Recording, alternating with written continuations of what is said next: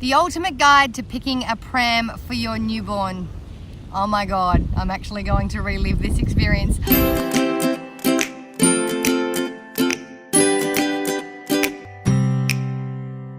Hi ladies, it's Abby McKenna from Ready Set Mum, and today I'm going to give you my top tips on picking a pram for your newborn. Now, much like picking a car seat, picking a pram can take hours of research, and then there's all the choices. Literally, there is so much to consider.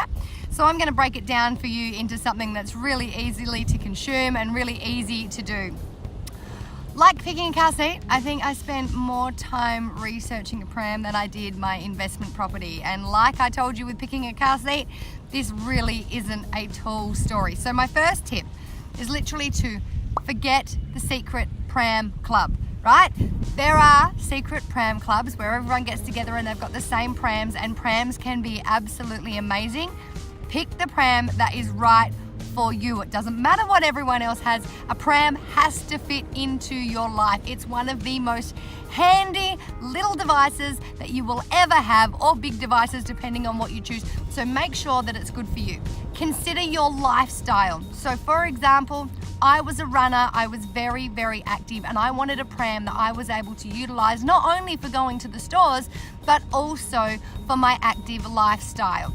So if you are active, do you need a pram with good maneuverability, that's got really great suspension? How much storage do you need? All of those things, we're going to go through it. But first of all, consider your lifestyle and consider what are you going to be using your pram for, and be very, very serious about that one.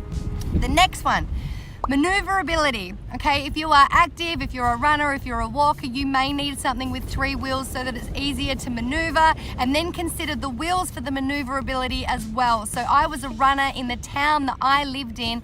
There wasn't nice, perfect little footpaths. It was all granite and dirt. So I needed something with big 4-wheel drive type wheels. If you are just using it to go through the shops, go to cafes, get your baby from A to B, perfectly fine. You don't have to consider this. 4 wheels is fine, smaller wheels is fine. But if you are someone who is active, you may need to really consider maneuverability in order for this. The next thing that you need to consider is the size.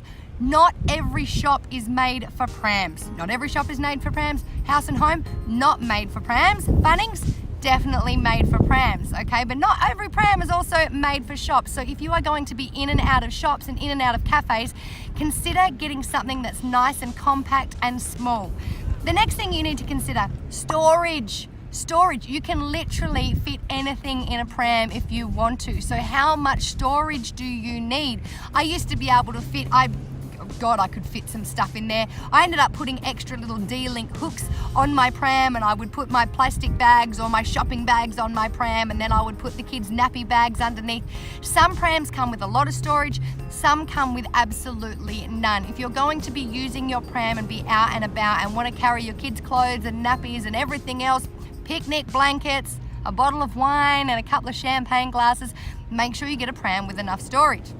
The next thing to consider, are you going to have more than one child? Because some prams only consider one child. They only have one seat. This is a mistake that I made. I loved my pram. I loved it so much, but it only allowed for one child. So when I had another child, I couldn't just buy the second pram, the second seat to go with the pram. I actually had to buy a whole new pram. So if you are looking at having another child, buy a pram that comes with another seat, or another seat that you can attach.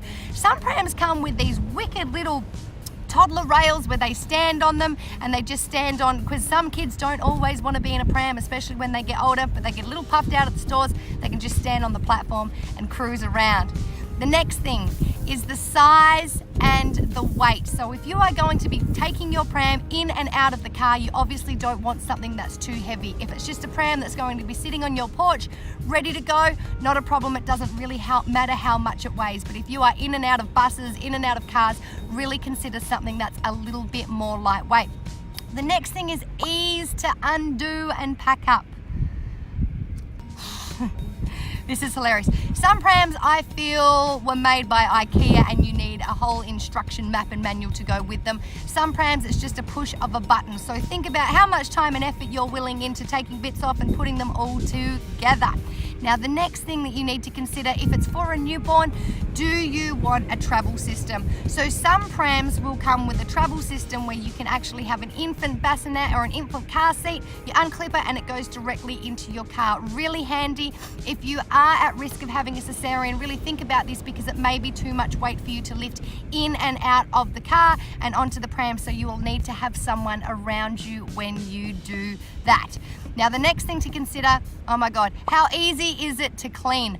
I admire those mums that I see with sparkly white amazing prams. I am not a white or a light colored pram mum. I literally used to get out there and clean my pram with a pressure hose, and then I'd scrub it and I'd turn away and I'd look back and there was crap all over it. So consider the color, how messy your kids are, and how easy it is to clean. If you're happy to go out and clean it all the time because kids do make a mess, not a problem. It's lovely having a nice, fashionable, wonderful, light colored pram. But if it isn't for you, don't worry about it too much, because at the end of the day, a pram is about practicability. It's about functionality. Don't worry so much what it looks like.